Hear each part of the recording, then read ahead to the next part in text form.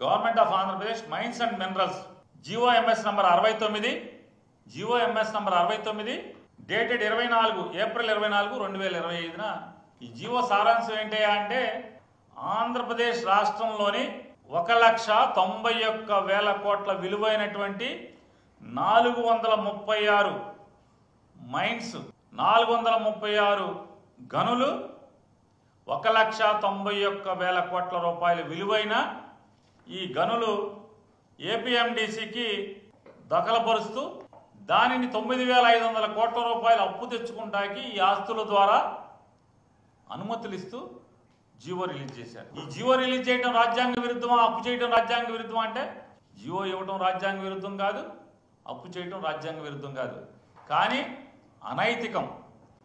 జగన్మోహన్ రెడ్డి గారు రాబోయే ఆదాయాన్ని చూపించి అప్పులు చేశాడు అని చెప్పి అవాకులు చవాకులు పేలినటువంటి పేపర్లు కానీ టీవీలు కానీ ఒక్కడు నోరెత్తట్ల ఇవాళ.